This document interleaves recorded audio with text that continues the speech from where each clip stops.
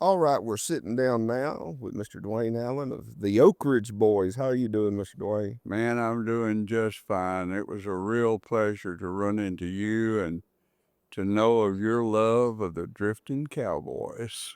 Wow, man.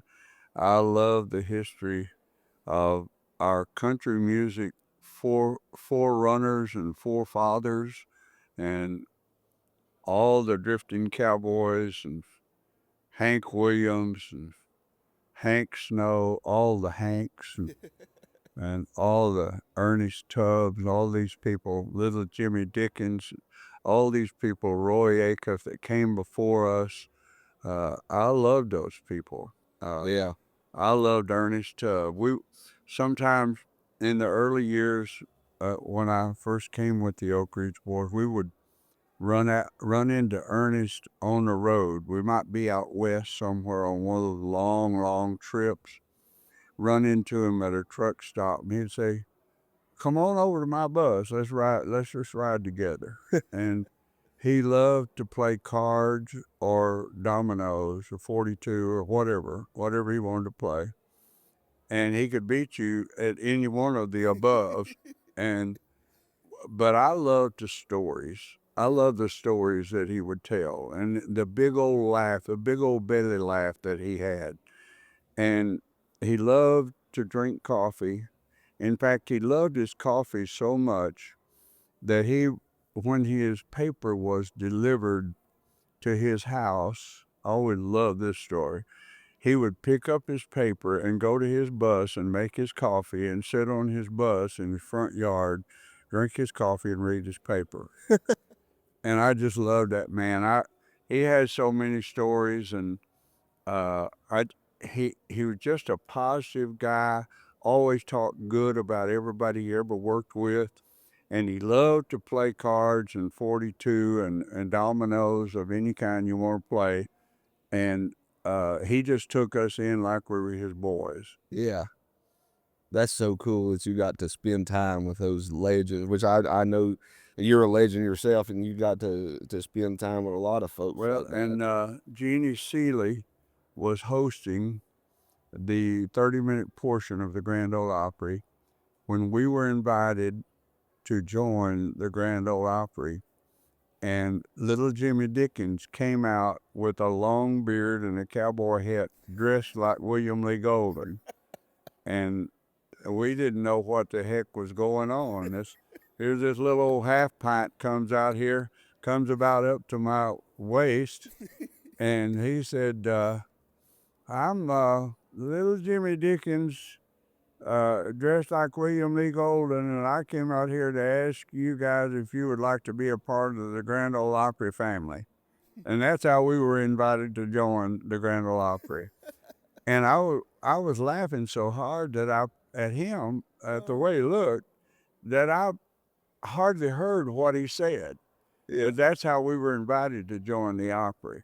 And of course, the Opry always does something really special when you're invited to join. Yeah. So I remember when, uh, let's see, who was it? Somebody was asked to join that played golf, and they pulled out an invitation down to Bridgestone. We were working thing with Vince Gill, and it was Alabama, and they pulled a invitation out of a golf bag for Alabama. That's, that's cool. I've been there to see a lot of really great things happen, and we're happy members of the Grand Ole Opry. And thank the good Lord, I've had an opportunity to meet with Roy Acuff and actually tour a bunch of dates with Minnie Pearl. We did all of her Christmas specials that she did for CBS. We did every one of those. Uh, in California, in Tulsa, in Canada, she did three or four of those. And just those legends. Jim Ed Brown, we were inducted into the Hall of Fame in the same year, the same class with Jim Ed Brown. Wow. And man, I learned to sing the Three Bells, and uh, when I was growing up, with the Browns when they had that as a hit. And my wife then sang for 42 years on the Opry as a backup singer. Yeah. So she got to back up all of those legends Yeah. uh, in the Opry. She would bring their songs home, and upstairs we had a music room up there where she would listen and write charts for their songs, you know. Yeah. Yeah. So all during the week, I would be listening to music from the Grand Ole Opry at my house, from all of those legends that sang, and then they invited us to join. So we've been members of the Grand Ole Opry for close to 15 years, and that's a wonderful family there to be a member of the Grand Ole Opry. Yeah. Yeah. Well, the Oak Ridge Boys history really fascinates me. Like as far back as it goes, could you tell me a little bit about that? About where the Oak Ridge Boys came from? The group started in 1943, the year I was born, in Texas. It's where I was born. But the Georgia Clodhoppers in '43 were based mainly in Knoxville, Tennessee. Let's just put them there. They had a period of time where they had a North Carolina stint for a little while. Some of them lived in Georgia, but let's put them in Knoxville, Tennessee, because they wound up in Knoxville, Tennessee. They were called the Georgia Clodhoppers. They worked a midday show there in Knoxville that Archie Campbell hosted. Lonzo and Oscar, Hmm. a lot of future uh, Grand Ole Opry stars were on that noonday show in Knoxville. And the Oak Ridge Quartet, the Georgia Clodhoppers, were members of that noonday show. And they were asked to go over to a place that was known as the Secret City, because it was a secret city, where they were separating atoms that would make the bomb that ended World War II. Yeah. And it was not yet called Oak Ridge, except it became known as Oak Ridge during that period of time. And the Georgia Clodhoppers would go over and sing on Family Days. That's 25 miles away from Knoxville. Yeah. It wasn't even on the map. It Wow. was a secret city between two mountains. It was situated there where you couldn't even see it on a map. Yeah. And they would go over when they on Family Day when they could bring their families in, because people that worked there, the scientists and all the people that were the separating atom, they couldn't leave. They were sequestered. Over 6,000 people were sequestered there. Yeah.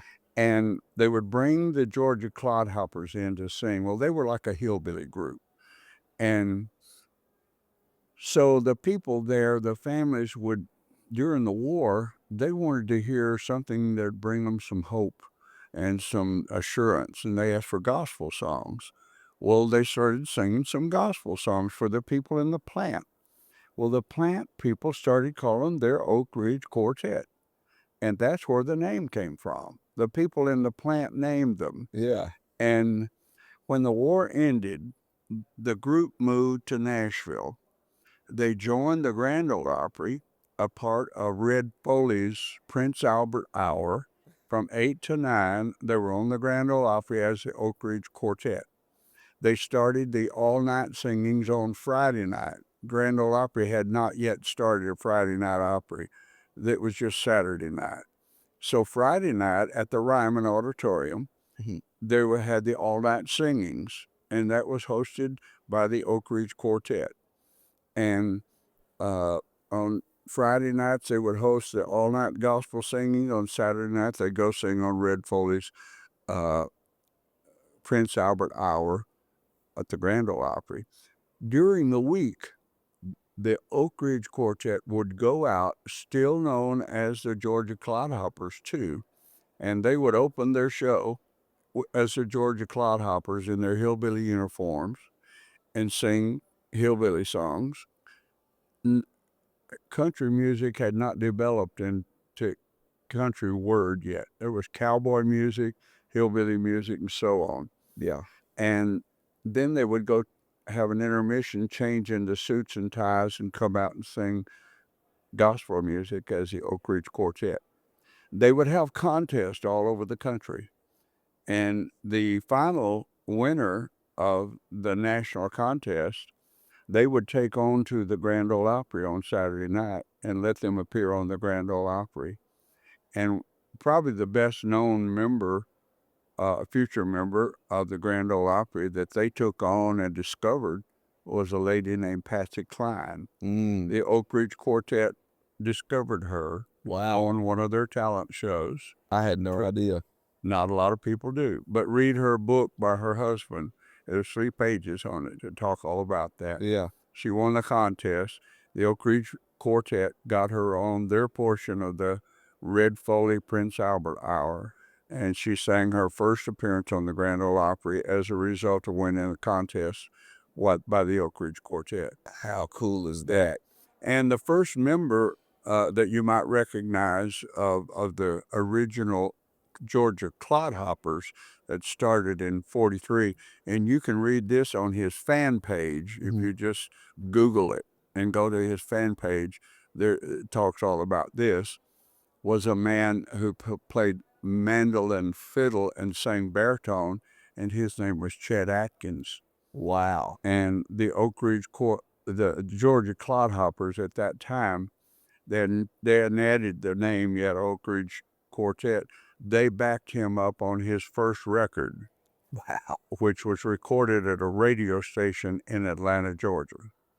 And that's the Oak Ridge Quartet, Georgia Clodhoppers backing him up, backing Chet Atkins, playing all the other instruments, backing Chet Wow. Atkins. I had no idea. I knew about There's a rich history on our group. Yeah, I knew about the atom bomb stuff. Yeah. I had no clue about Patsy Cline or Chet Atkins.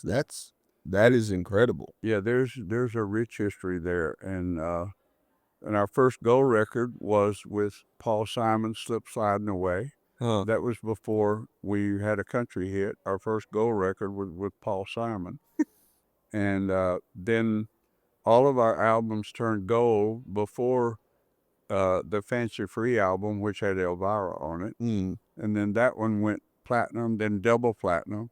Then the single of Elvira is the biggest single ever recorded in Nashville on 45, and it sold over 2.5 million. Wow. And they quit making those, so I guess that record will hold. Yeah. But there's a whole bunch of history that has been made with the group, and they're historical facts. I don't think I'm bragging about any of them. I just think they're historical facts that I'm really proud of, and I'm just honored to be a part of that history. Yeah. It kind of is like when you told me you were studying the Drifting Cowboys and you saw my reaction. Yeah. Well, I'm a big history buff. Yeah. And I get really turned on by historical facts. Yeah. And when I look at our own group, I can look at that because I've been here 59 years and we've been able to make some history too. Yeah. And even though I'm still here, I think I'm one of the Oak Ridge Boys. I'm not the Oak Ridge Boys. So I can kind of look at it objectively. Right. Because I'm not all of the Oak Ridge Boys. I'm just one of. Right. And that's the way I always wanted it. Because I feel like all of us, it takes all of us to make the one. And when all 4 of us are together, you can cause a reaction to walk in any airport. Yeah. But if any one of us goes in, maybe except William Lee Golden, he causes a reaction anywhere he goes, and he likes that, and that's his thing. I'm not that way. I like to go to Kroger and go shopping and not be bothered. I don't mind signing autographs or something, but I don't want to cause a stir. Right. But Golden enjoys that. We tease him about it, but he loves people. He loves to get out and mix and mingle with the people. He just loves that. Yeah. And that's a part of his character. I love it too, but sometimes if I don't have time for it, Right. It's better to be one of than just the. Yeah. Yeah. Yeah. So how did you become a part of the Oak Ridge Boys? I was a part of a group called the Southern Airs in Paris, Texas. Worked with them from high school and senior when I was a senior, all through my college. for about 5 years. And over the period of that time, other major acts heard me sing. And we had a bass singer that they heard sing too. And he got a job with a group called the Prophets Quartet before I got a job because I was still in college. And he got a job in '64, I believe, with the Prophets. Uh, I got questioned about a job with the Oak Ridge Boys that I didn't know they were questioning me about. Uh, but they were checking me out in '64 for the job that William Lee Golden got. But I told them I still have a semester of college, and I have to teach that semester because I'm going for my teacher's certificate. I've got to teach a semester. Yeah. So they hired William Lee Golden, and once I graduated, which was a short time after that, the Prophets called me, the group the bass singer went with, Mm. and they had a job opening there, and they hired me, and I went with them for a year. Then I got drafted, and I had to go to the Army, but they found a childhood heart problem I had, and I've had, I guess, since I was born. Mm. I've always worked with it. Uh, they uh, they call it AFib now, but the name that they called it when I was a baby and got treated for it was paroxysmal tachycardia, which is rapid heartbeat, which is AFib that they call it today. And if you've ever been treated for a heart condition, they call you a heart patient. So once I was in the Army, I left the Prophets. The Oaks had offered me a job. I said, I can't take it. I got to go to the Army. So I went to the Army, and I was in the first stages of them telling me everybody here is going to Fort Polk, Louisiana for basic training. Then everybody goes to Vietnam. And so I was prepared to go fight. And I'd passed 2 physicals because they made me take a second one. I passed it too. But that heart record was still on my record. So they called me out of a mass meeting, and they said, "Is this your heart condition?" I said, "Yes, it is." He said, "We're going to have to reclassify you because everybody's going to a war zone. And if you were to be out in that fighting area and that heart, uh, if it were to act up on you, you could own the Army and we can't afford you." And I thought, well, maybe they put me in a desk job or, something like that. He said, "No, we're going to have to classify you and we will never call you again." So I was out of the Army, and I called my banker and I bought a car and drove to Nashville, and I joined the Oak Ridge Boys the next morning. That's all. So you didn't have to go to Fort Polk. No, didn't have to go anywhere else. I was out that day, and I drove all night long. I drove through Taylortown, Texas, Cunningham, where I live, which is south of Paris. I was in Fort Worth, the induction, and got what few clothes I had. I wasn't married, and I drove all night right to the Oak Ridge Boys office in RCA building where we record. We record now, and the secretary had up the phone. She said, "Oh my God!" She put the phone down.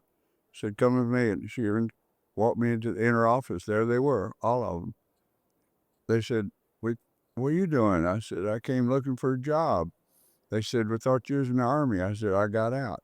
They said, "Well, let's go sing." So we went over to a little church, sang a couple of songs, and they said, "Well, excuse us for a few minutes." They went in a little side room, about 15 minutes. They came out and offered me a full partnership in the Oak Ridge Boys and a full partnership in the publishing company. Wow. Publishing company had 4 songs in it, and so I bought in for the Oak Ridge Boys and the publishing company, and that was in '66. Wow. Day after my birthday. I was April 29th, my birthday. I got out on the 30th, and I joined them May 1st. Wow. That's awesome. Yeah. Oh, So what the Oak Ridge Boys technically, I guess, has been going on since the early 40s then. 43. What's the future of the Oak Ridge Boys? Is it just going to continue going on? You know, I build business models, and everything that we do is based on a business model. Uh-huh. 1, 2, 3 steps, not 4, never 4, because you can remember 3 things, but when you put a 4th one in there, you might get confused. But I build business models on everything. Like, first of all, how do you survive? Well, with a group with no hits, survival in the 60s, you keep your stage show fresh. You put new songs in every month or two. You had new songs. Sure, they're everybody else's songs, but you don't have your first hits yet.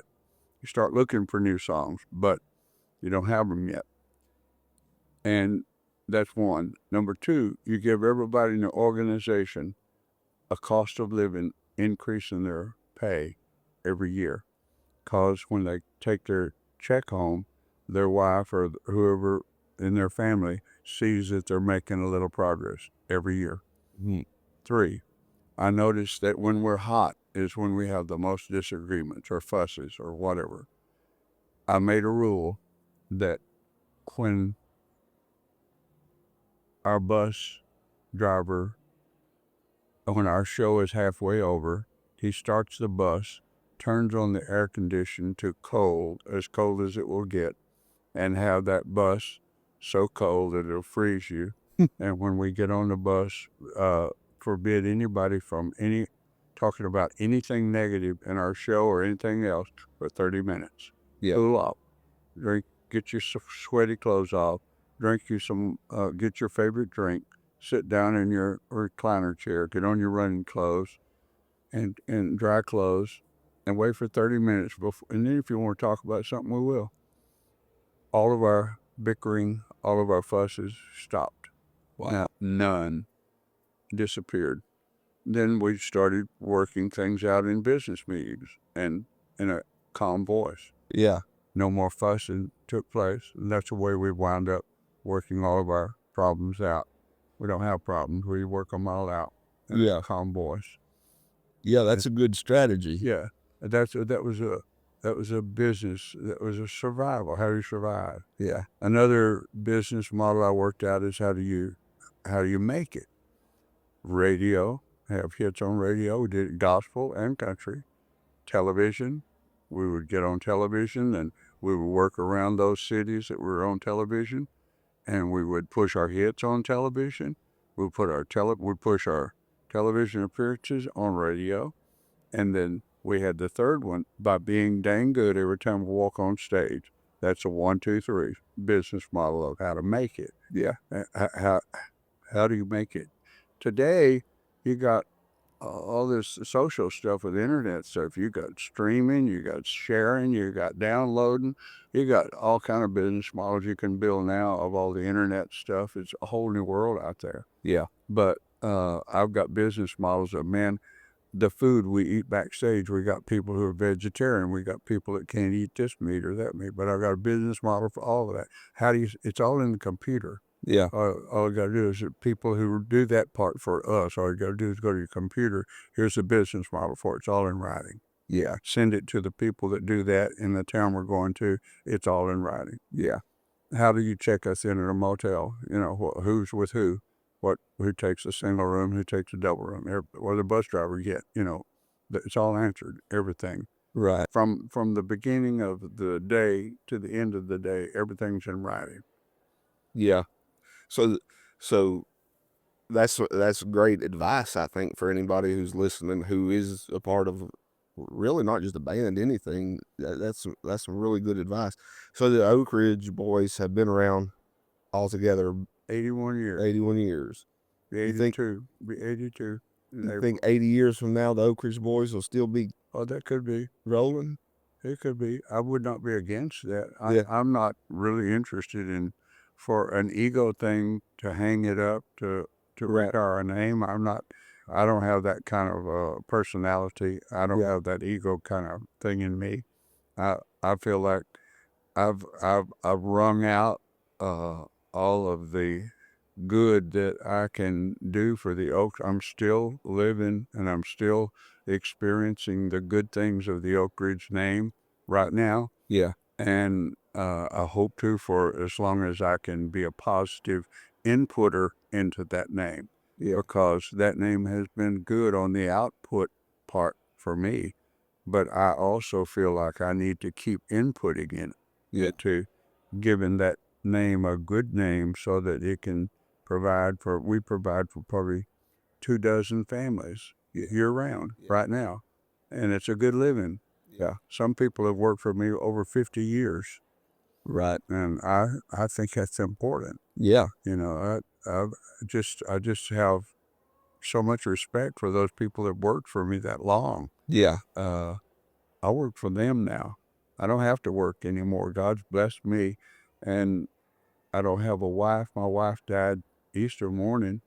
So, I mean, between my wife's death and 4 months, we lost 16 people last year. It was a really hard year for us. Yeah. But we're still standing. Yeah. And we're still feeling the urge that we still need to go out and make people happy. Yeah. And my goal is I want people, when they come to our show, to feel better than they did when they leave.